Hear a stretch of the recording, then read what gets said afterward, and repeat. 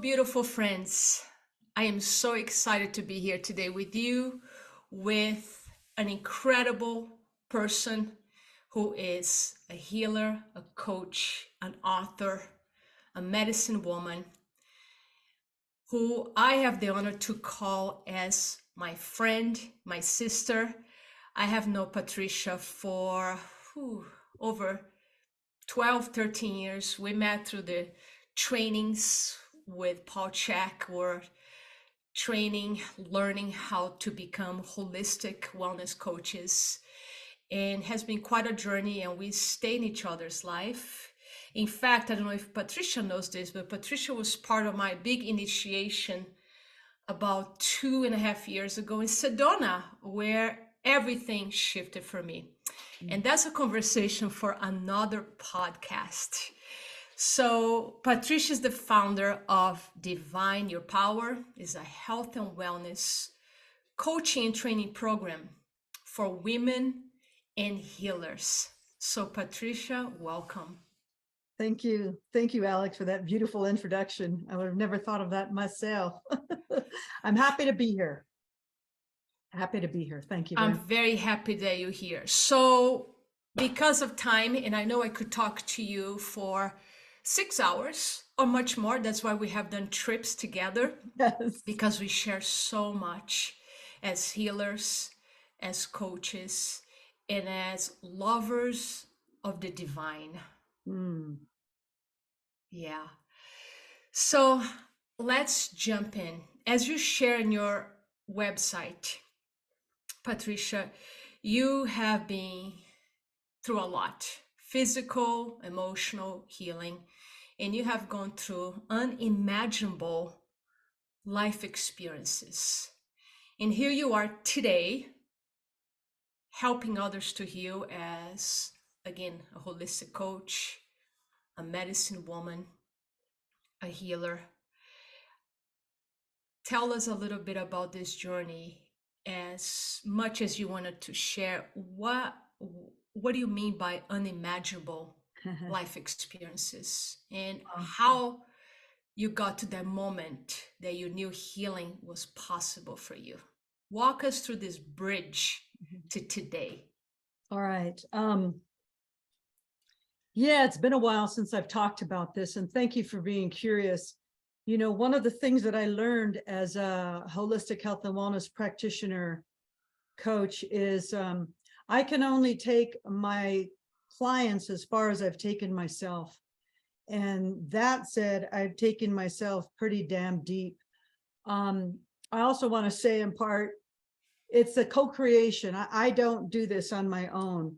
Co-creation meaning, and there's a team with me, and I feel all of us have that team, whether we're aware of it or not is a different subject story. The team of my spirit guides, spirit healers, and divine source, creator, whatever you call creator, you know, whether it's God, goddess. I like to refer to creator as a great benevolent spirit of the universe, because I feel it is a great benevolent spirit of the universe. So I was guided and carried on this journey of unimaginable experiences with my spirit team. And I'd love to also share that I don't think I would have ever been able to do this on my own. You know, I think it's in AA, and I don't even know who started AA, and the gentleman back in the 30s, I think it was, that he realized that it was a power greater than himself that he needed to tap into, because we're still in our human skin suits, right? Flesh. We are spirit living in the human skin suit on this 3D earth plane of the matrix. So it feels very true for me to say that I truly believe that there is a power greater than me that helped me get to where I am today. The unimaginable part, at this point, I'm kind of cautious about what I share, because I don't want to bring anybody down, but at the same time, I don't want to spiritually bypass and pretend like I just got here overnight. You know, I went through some deep shit, and by that I mean that I was raised in a very tumultuous home, you know, very dysfunctional. There was alcoholism, there was sexual abuse, physical abuse, emotional, spirit, everything you can imagine. It's like I didn't even know as a child that there was anything different other than the war zone that I lived in. So there was a time when I realized I experienced some PTSD, and I didn't know it at the time, and I reacted based on my childhood experience. So, one of my greatest teachers in my life and mentors, especially back then, was my father. And ironically and paradoxically, my father ended up going to prison for sexually abusing 3 generations of women in my family. So this is the unimaginable part of the story, that nobody wants to talk about. Oh no, let's not talk about that. It's too hard. It's ugly. Or it's too hard for me to deal with. And I get that, because it took me many years to get to this point in my life where I was able to cope with it, understand it, put deep meaning to it, and deal with it for purposes of healing, really embedded past trauma. So that was part of the unimaginable aspect of my life, having to go through that, and actually witnessing and observing my father on the stand while he was in his court hearing, and before he went to prison. So that was pretty trippy in many ways, because like I said, he was my hero and my teacher and mentor at one time. And actually, before Paul Chek, my father was the one that got me into health and fitness, because he was a drill instructor in the Marines. Wow. And a competitive bodybuilder and boxer. So he took me into the gym when I was 20 and taught me how to build my body the way he did, which is extremely linear, and that's a whole different story. So there's that. Those are just some of the basics. So thank you for asking, Alex. Wow. Well, thank you for sharing this story. As you said, a lot of people don't want to talk about the trauma, and you and I, as students of trauma, we learned that generational trauma is passed. And one of the reasons generational trauma gets passed is because our past generations didn't want to talk about it. They didn't heal the wounds. And we know now, based on researches, like, it didn't start with you. I forgot the name of the author. Mark Willin. Mark Willin, who has done tremendous research on multi-generational trauma. So in a way, we have more clarity, more understanding of why we carry for generations the same kind of beliefs, behaviors, limitations. And what a beautiful thing for you to claim the healing, because now we know by you doing this healing, you're also healing your past generations and the future generations, because I know you are a mother, you are a grandmother. Yes. So what a beautiful work. You become your own hero. So a question I have, you start your answer by addressing the divine, that you would not have done this work, you wouldn't be where you are without the guidance of the spirit, source energy, or God, if you will, your guides. Tell us about, how did you learn that? Have you always had the connection, or did you have one moment or many moments where you embrace the divine fully? Because I find a lot of people have difficult with this topic because they have this belief that that is only available for certain people. And of course, the message that I want to pass through all these conversations with beautiful guests like yourself is that the divine is in all of us. So share a little bit your story, how you came to the full connection and embraced the divine. Thank you for that question. That's actually a great question. Again, it was during a very traumatic time in my life. Part of my story is that other than the childhood home that I was reared in, I ran away several times as a teenager. And the last time I ran away, my mother didn't let me come home. And I think I was about 16. So my own mother kicked me out of the tribe, and nobody wants to be kicked out of the tribe. Mm. You know, the lone wolf does not survive. So I was kicked out of the tribe by my own mother. And I went into this downward, more so of a downward spiral. I started, getting involved in drugs and drinking alcohol. There were times when I drove home after having a binging experience with alcohol. And I remember the next day looking at my car, wondering if I had any dents or if I had hit anything or anybody. And it's like, so I think there's a part of me that blacked out, believe it or not, while I was behind the wheel, and the angels managed to get me home. By the time I was in my late teens, I was selling cocaine, heroin, acid, and marijuana. And I was robbed at gunpoint and forced to strip naked at 4 months pregnant. I thought I was going to get raped and killed by the attackers that came to rob me and my first husband at the time. And my ego took over to protect me, to not show fear, which came out later. And we'll talk about that another time. But the point is I was still very much involved in dealing drugs, cocaine at this time, and doing it myself in my early 20s. I was a single parent at the time. My then child lived with me as a single parent. So when she was watching TV and, very immersed in the shows on TV, I would go to the bathroom and pull out my cocaine tray, cut my lines, and roll my dollar bill or my straw and snort my brains out. And then I'd go back and sit down and watch TV with her. So I was not a present parent, which was also a reflection of my childhood. People were there, but they weren't there for you. They weren't there for themselves because they didn't know how to be. So what happened was that night I went to bed, I tried to sleep, and I woke up very early in the morning, probably about 4 or 5 in the morning, because I couldn't sleep because of all the cocaine I'd snorted. And I got in the shower to get ready to go to work so I could get my daughter off to school. I'm in the shower, and all of a sudden I started to feel this intense sadness and pain in my chest. And I started to get emotional, like I wanted to cry. I didn't know where it was coming from. And it started to intensify. The emotions were so deep and the pain in my chest was intensifying.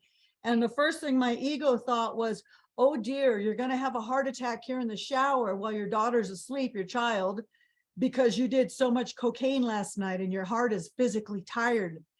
And then I started to process that. And then I always like to say the power of the Holy Spirit came over me.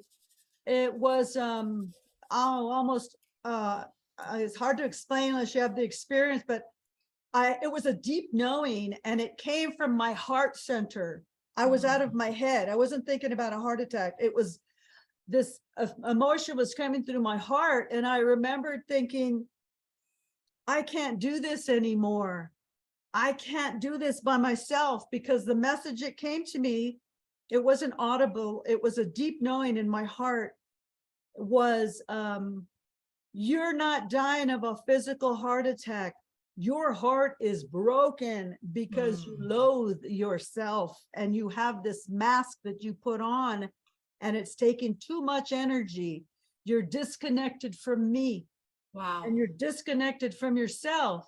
And that really hurts. And it's very painful and sorrowful because we are meant to be connected with Source, because that's who we are. So once the message came through, that's when I started like rocking in the shower, and I started saying, with the tears pouring down my eyes with the shower water, I need your help. I can't do this by myself. I don't have the physical capacity in my ego to do this by myself. Help me. And that request and that prayer came from my heart. It didn't come from my head. I was broken. I was at my wit's end. And I want to say that part of me, my higher self, also created that, because that was the only way I was going to get my other parts of me to pay attention to what was happening in my life.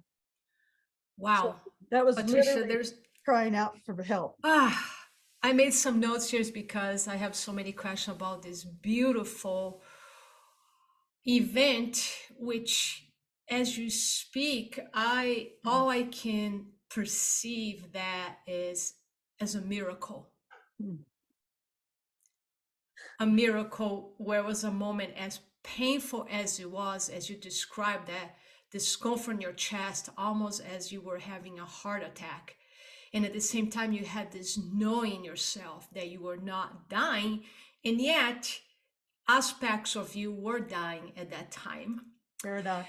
Um, that is, again, in my own experience, my perception, which my perception doesn't mean is the truth. It's just based on what resonates truth for me, is that you got touched by the divine. And that's what I will call a moment also of true surrender. And like you, I experienced surrender through something similar, which is that moment of tears, that moment of despair, a moment that I would call, for me at least, was that moment that I felt so defeated because I was, reading all the books. And this was not at 18. I think, in a way, you were lucky this happened at 18. For me, it happened, maybe a couple years ago. There was the moment of, even though I always connect with the divine, my grandmother took me to the church, taught me about God. Mm. I read the Bible, I did communion. And learning God through religion and church is very, very limiting. I actually didn't truly learn about God or the divine going to church or confessing and taking the communion. I would say I really learned in a moment like that where I surrender and I heard the voice. Now we can finally hold you and help you. Similar to that moment when the surrender really happens. And the surrender I would share, we can learn by reading any book.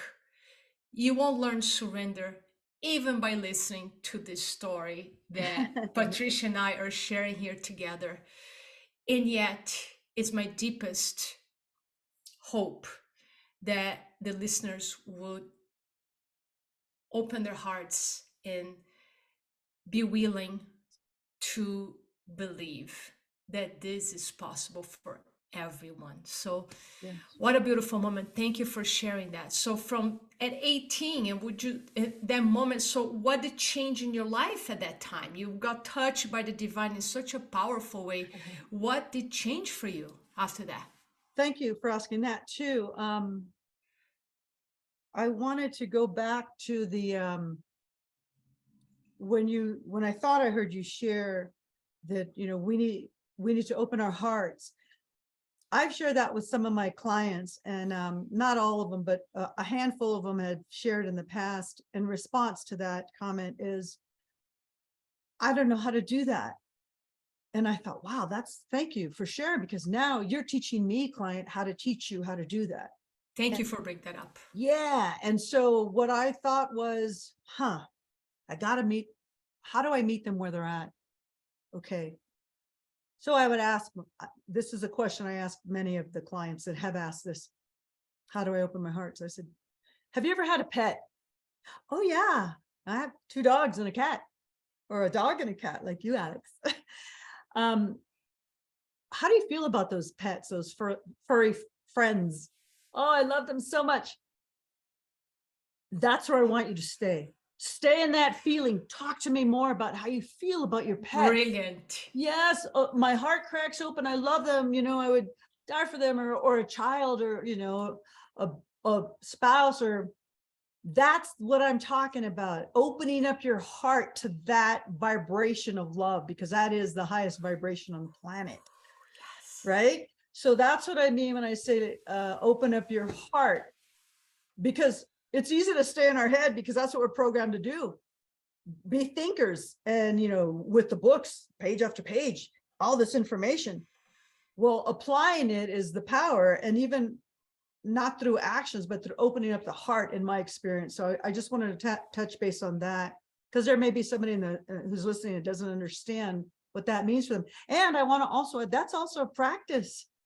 You're not just going to open your heart overnight. I mean, I've been doing this 30-minute live prayer, and when I first start the prayers at 6:30 a.m., I'm just repeating the prayers as I remember them when I was in Catholic school.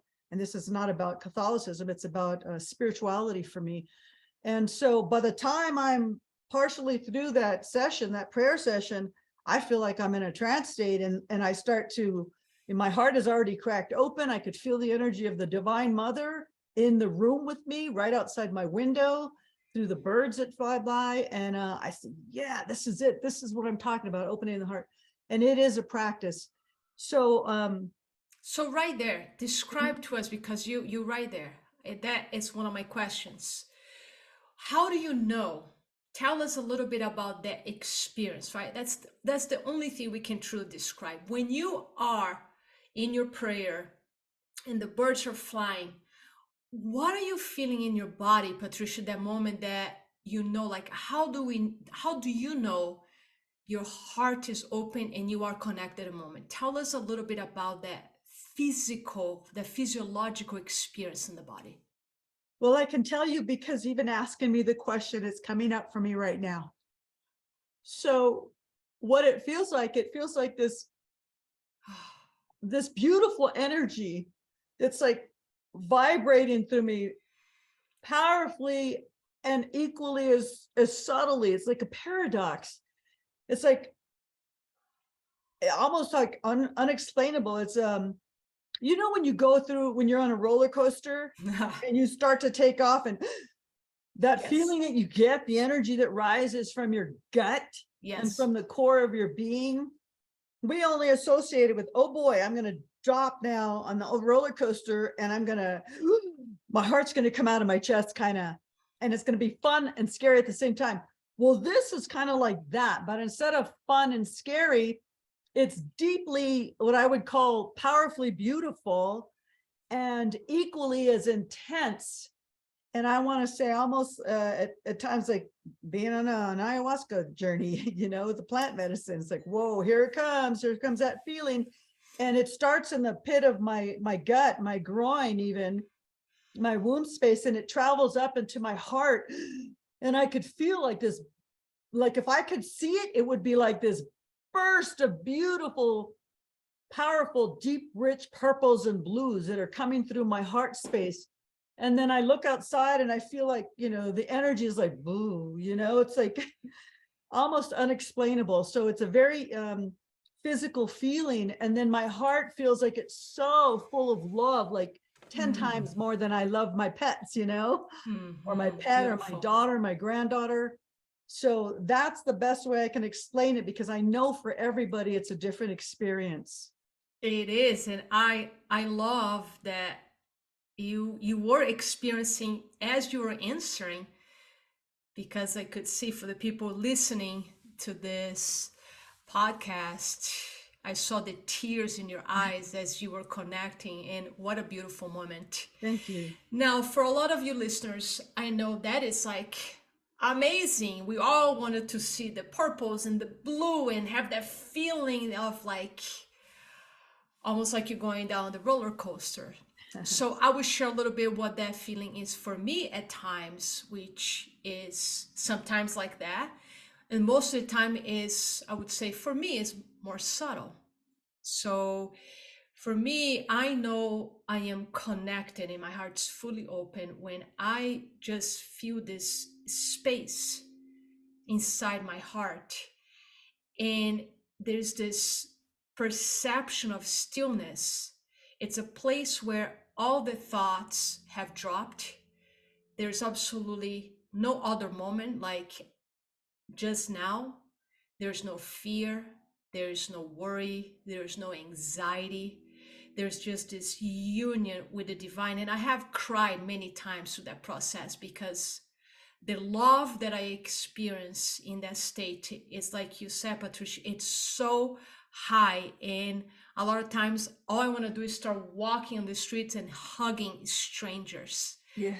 That's how I know my heart is fully open. So now, with that said, Patricia, I'm going to bring a question related to that. If that is so wonderful and that's who we are, even with these daily practices that we have, sometimes I might feel my heart wanting to close. My clients that work with me, feel that heart close. Why is so natural, kind of natural, quote unquote? We know it's not natural. Nature is love. And yet, if our nature is love, why is so easy to close our hearts? Yeah, I really enjoy my experience of your questions, Alex. Thank you. They're very thought-provoking for me and allow me to go deeper within, which I enjoy. Um, so the first thing that comes up for me is we are spirit, like you said, divine in a human skin suit and human form, right? I think it was Ram Dass that said we are human. He's a human spirit in a human skin suit. So are we. We are living on a 3D dense earth plane, even though many of us are waking up and opening up and tapping into the divine. Some call it 5D, whatever. I call it 12D. So we're still here in this Yes. form, whether we're on vacation, whether we're working, whether we're shopping at the grocery store, whether we're at Thanksgiving with family, we're still in the matrix of the 3D and the vortex of the 3D. So that's a big energy. It's everywhere. So I feel for me, and I can only speak for me, in my experience, sometimes I stumble and fall. My human stumbles and falls because I am in this matrix. And when I stumble and fall, it's actually a gift in many ways, because what it does, it allows me to look deeper within, step outside into my higher self, human ego here, higher self up here. And my higher self reminds the ego, my child, oops, you fell. What are you going to do differently next time so that you stay as often as you can connected with me, with source?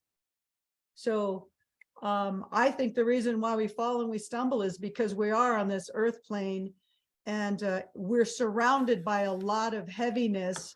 So it's a par for the course. I mean, we could go hide in a cave somewhere and have butterflies on our wrists and say, oh, you know, the earth is here. But then the reality is we go back to our families and our friends and our partners, and we have to speak truth, or we don't have to, but then, you know, those experiences are there for us to learn and grow and to evolve at a higher place, to a higher place. So I just think it's part of the human experience. I don't even know if I answered your question, but You have answered, and it's not a simple question that we can do an entire podcast yeah. on that single question.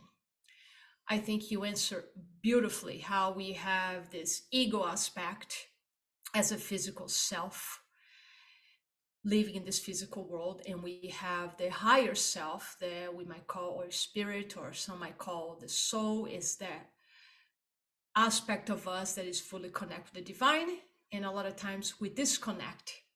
So we can say, if I can simplify your answers, like if I'm caught up just on my physical self, on my ego, it's very easy to close our hearts, because we know the ego's job is survival and protection. Yes. That's it. And I would call our egos a very, very young aspect of ourselves. So if the job of the ego is just to survive, to protect, which is beautiful because it helped you when you got attacked by these people at 18, you went into full survival, which is always with you. I always say you don't need to live in survival, because your survival aspects will always be in you. They're innate in us. Yeah. So that's why I say we don't need to live in survival or live in fear, because it's programmed within us. It's a gift in us. It's just a problem when people are living in survival and in fear all the time, as we see this happening in our society and many other places. Right. So when we caught in our ego, the moment that we feel or perceive, because it's not even a feeling, but the moment we perceive we are being attacked, judged, hurt, offended, we perceive that from our small self or the ego. And in that moment, what do?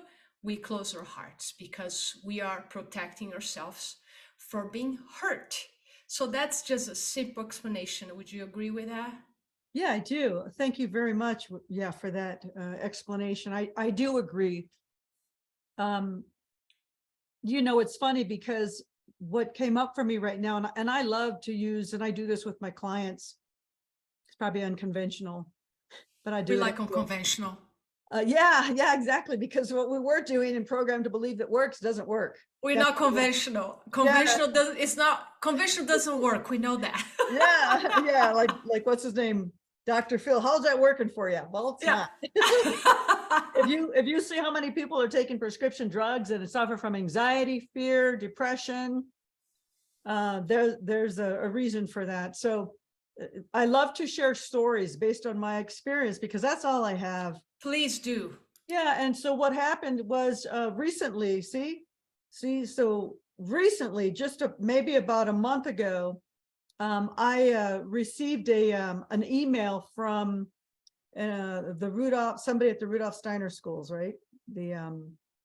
Rudolf Steiner Waldorf School. Waldorf schools, yeah. Thank you, because I was trying to promote my children's book, and as much as the woman who got her hands on my book at the school loved it and was willing to promote it to the school, the Spanish department, it just didn't work for them right now. So I got rejected.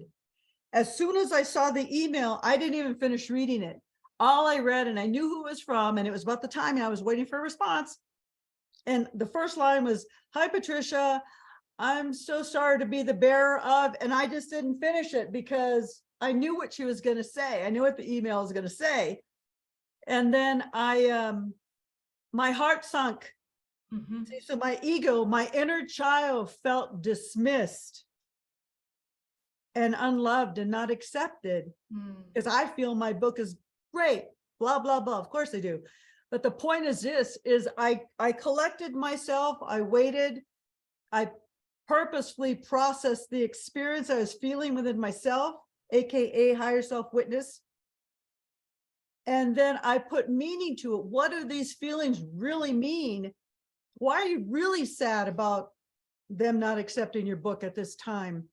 Well, because I feel rejected. I feel dismissed. I don't feel loved. Mm-hmm. That was my inner child, the ego, right? And higher self says, yes. And what is the light side of this shadow? The light side is that you have other opportunities to show, to shine, and continue to do so, because you're not going to get everything you want all the time. So it was just an interesting experience around opportunities that arise constantly. And again, I have a tendency to get passionate about what I experience. So if I didn't answer the question, please. No, you answer beautiful, and you are a great reminder that I want more storytelling in this podcast. So that was a perfect story to illustrate. Also, the great point of your sharing is that even for us who intentionally do the inner work daily, we practice, we pray, we meditate, we read the texts, yet we will daily have moments where we feel that wound of the inner child, and that will trigger our egos, and we go into the place of feeling rejected or offended, or all those perceptions of the small self. So that is just part of having a human experience. And the story I will share is sometimes coming from my own ego, because I do the work, quote unquote, every day. I get mad at myself for having those experiences. I need to remind myself, you are still a human having a human experience. Yes. That reminds me of a story that Ram Dass, you mentioned Ram Dass earlier, he shared a story when he met his guru in India. He was so in love with this spiritual path, that he shares that he got so busy wanting to be holy that he stopped living life. He wanted to isolate, and he was angry with people when people were around his guru. And then he shares an experience with this non-physical entity that he calls Manuel, that spoke to him like he was his spiritual guide, that said, Ramdas, why don't you try taking the curriculum, which is life on this physical earth curriculum? And that was the change for me. He was so busy trying to be holy, Yes, he wasn't getting.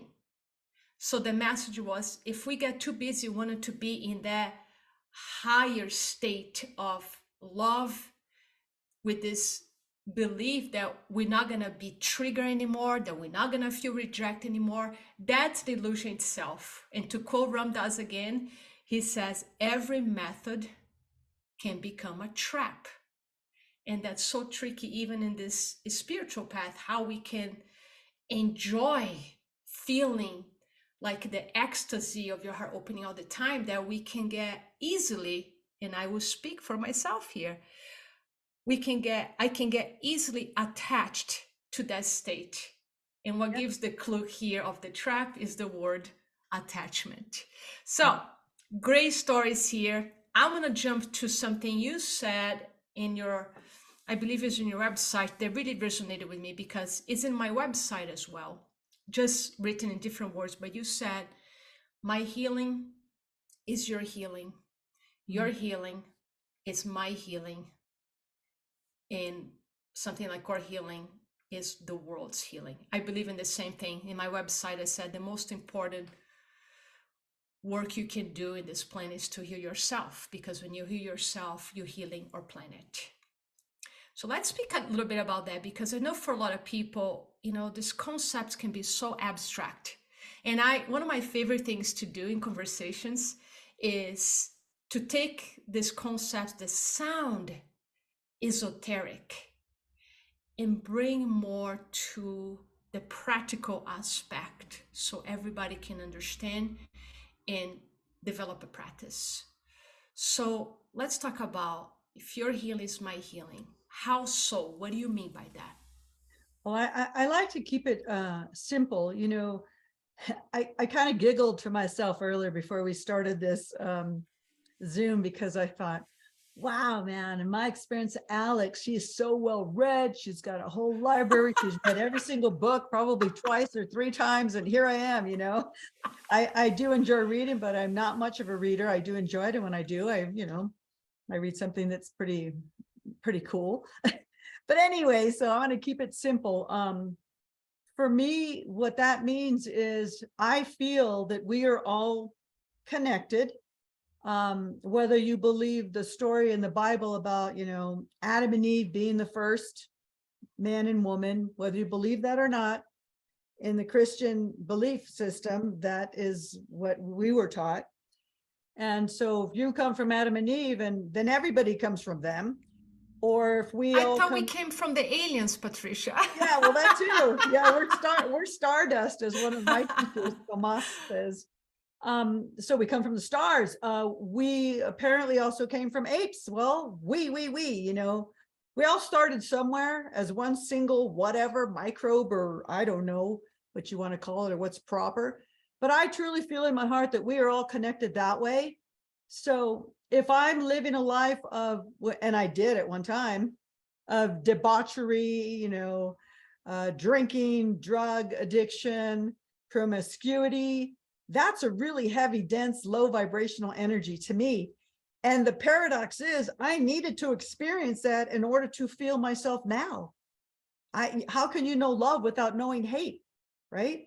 Yes. How can you know peace without knowing chaos? You have to have those dualities to experience, and then you can find your own balance within those two. Mm-hmm. So I just feel, my healing, the work that I do, and if it's true what the ancient people say and the indigenous people, that we can heal 7 generations past and 7 generations future. The shamans teach that. And I believe that to be true because everything that we learn from our ancestors is a programmed belief system that we take on. And if we, one of the things that I remember hearing as a child was, don't cry. You look ugly when you cry. Don't cry. I'll give you something to cry about. It's like, so I shut my feelings down. I shut down what was the feelings around why I wanted to cry. So I could never truly be, I could never be authentic and real and express myself in a safe environment. So I went throughout my life like that. That's one of the reasons why I was able to stand with 2 guns point blank in my face at 4 months pregnant at 19 years old. And that happened. I could stand my ground because I shut myself down. I shut the fear down and my ego took over and my warrior goddess came out. I'm not going to show them that I'm afraid, although it came out later in my life, but I just feel we're all connected. And if I'm living a life where I'm connected to spirit and I really am searching for that connection and I'm desiring it in my heart and soul, and I'm searching to be unconditional love because we just forgot. Yes. We are unconditional love. We are light. We are pure life source energy. We are all that. And this is what I call the great remembering, coming back to that. And when I stay in that place and do the best I can to maintain that energy, then everything else, that's a vibration. It's a collective consciousness that everybody else feels as well. Wow. Whew, amazing. I love it. And this is what proves to us, because like you said, I love reading the books. As connected as I am, I have still a very strong intellectual mind, which has been a blessing and also an obstacle, because my intellectual mind, for a lot of us, that's where our ego operates a lot. For me, it's the intellect. But what it proves to me, that when I heal, you also healing. It's mutual. We are inspiring others to heal because everything is energy. Is that when I see this common language among a lot of us, I see this language of this is the great remembering. I use that language myself as well. Then I might tune in and watch a new YouTube video of another teacher or a testimonial of a client, and everybody is kind of using the same language. It's almost like we're all walking this same path of remembering, which is coming back to our essence of who we are. So this is a knowing. This is very different than knowing from an intellectual level, the knowing of the heart that we are connected. And as we heal ourselves, we are healing our past generations, we are healing future generations. And that's how we're going to change the world. That's the only way. So, wow, I can extend this podcast 2 more hours, but we're coming to the end here. So I'm going to ask a final question here and then have you share with people how they can find you. But this is a question I'm going to ask all my guests, and it can be a cliche, but I don't care. It's still a beautiful, powerful question. You have your last day on earth in this physical aspect, and you are giving a camera and a microphone that is going to be broadcasted to the entire planet, and you want to leave this planet leaving one message behind. One message. What would that be? Open your heart.